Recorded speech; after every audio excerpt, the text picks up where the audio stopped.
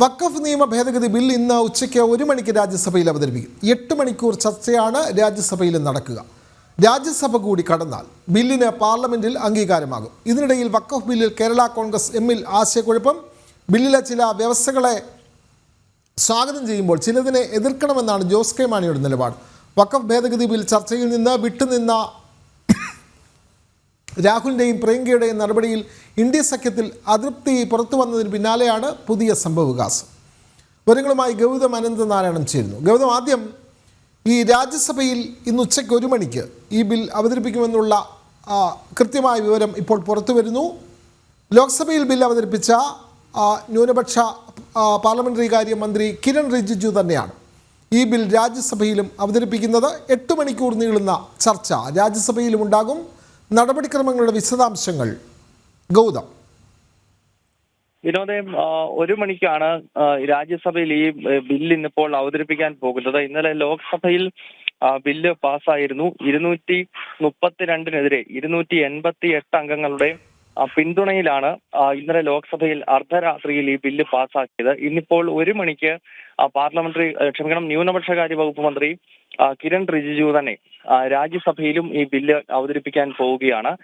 ഇതിൽ ഏറ്റവും ശ്രദ്ധേയം, രാജ്യസഭയിലും ബില്ല് പാസ്സാകുമെന്നതിൽ സംശയമില്ല. കാരണം സഭയിൽ NDAക്ക് കേവല ഭൂരിപക്ഷം ഉണ്ട്. മാത്രമല്ല 98 അംഗങ്ങൾ BJPക്കുണ്ട്. കൂടാതെ ബാക്കി മറ്റ് NDA അംഗങ്ങളുടെ കൂടി വോട്ടുകൾ ലഭിക്കുന്നതോടെ ഈ ബില്ല് രാജ്യസഭയിലും അനായാസം തന്നെ പാസ്സാക്കാൻ സാധിക്കും.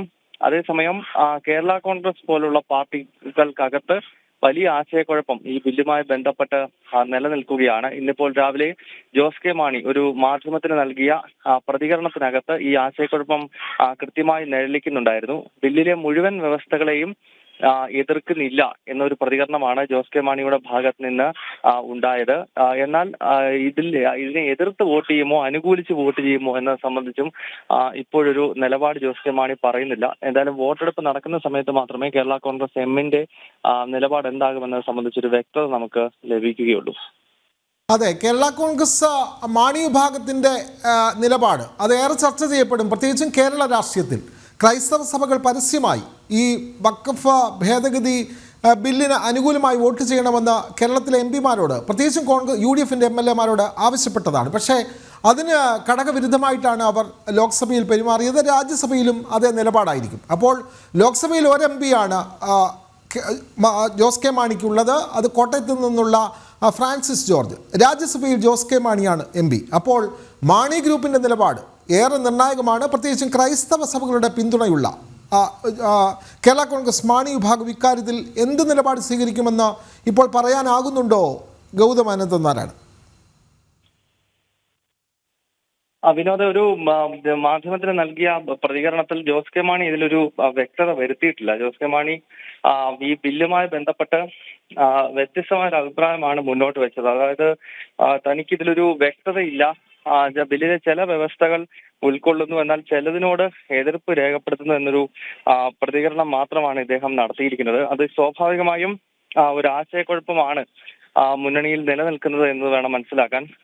KCBC അതോടൊപ്പം തന്നെ CBCI തുടങ്ങിയ ക്രൈസ്തവ സംഘടനകളുടെ നിലപാട് നമുക്കറിയാവുന്നതാണ്. ഈ ബില്ല് ലോക്സഭയിൽ എത്തിക്കുന്നതിന് മുൻപ് തന്നെ ഈ ബില്ലുമായി ബന്ധപ്പെട്ടുള്ള നിലപാട് ക്രൈസ്തവ സംഘടനകൾ എടുത്തിരുന്നു. ബില്ലിനെ പൂർണ്ണമായി തന്നെ പിന്തുണയ്ക്കണം എന്നൊരു നിലപാടാണ് കൈക്കൊണ്ടത്. അതിനാൽ തന്നെ ക്രൈസ്തവ വോട്ടുകൾ ലഭിക്കുന്ന ഒരു പാർട്ടി എന്ന നിലയിൽ, പ്രത്യേകിച്ച് മധ്യ തിരുവിതാംകൂറിലെ ക്രൈസ്തവരുടെ ഒരു പാർട്ടി എന്ന നിലയിൽ സ്വാഭാവികമായും ജോസ് കെ മാണി ഇന്നത്തെ ഈ ഒരു വോട്ടിങ്ങിൽ എന്ത് നിലപാടാകും രാജ്യസഭയിൽ എടുക്കുക എന്നത് ഏറെ ശ്രദ്ധേയമാകും. കാരണം ഇന്ത്യ സഖ്യത്തിന്റെ ഭാഗമായും കേരളത്തിൽ LDFന്റെ ഭാഗമായും നിൽക്കുന്ന ഒരു മുന്നണിക്ക് കോൺഗ്രസിന് അനുകൂലമായി ബില്ലിന് അനുകൂലമായി വോട്ട് ചെയ്യുവാൻ കഴിയുമോ എന്നത് സംബന്ധിച്ച് ഒരു വലിയ വിഷയം നിലനിൽക്കുന്നുണ്ട്. അതിനാൽ ഇന്നിപ്പോൾ വോട്ടെടുപ്പ് നടക്കുന്ന ഘട്ടത്തിൽ മാത്രമേ ഇതിലൊരു എന്ത് നിലപാടാകും കേരള കോൺഗ്രസ് എം സ്വീകരിക്കുക എന്നത് നമുക്ക് വ്യക്തത ലഭിക്കുകയുള്ളൂ.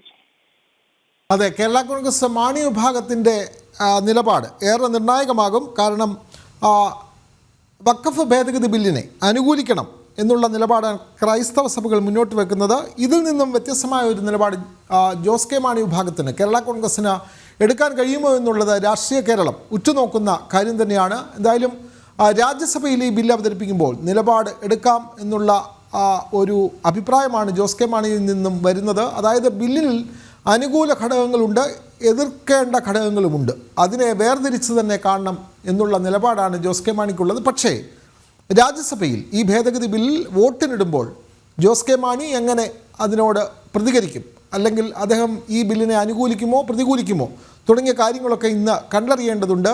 ഒരംഗം മാത്രമാണ് ഉള്ളതെങ്കിലും കേരള രാഷ്ട്രീയത്തിൽ ജോസ് കെ മാണി കൈക്കൊള്ളുന്ന നിലപാട് ഏറെ നിർണായകം തന്നെയാണ്. വിവരങ്ങൾ നൽകുകയായിരുന്നു ഗൗതം അനന്തനാരായണൻ.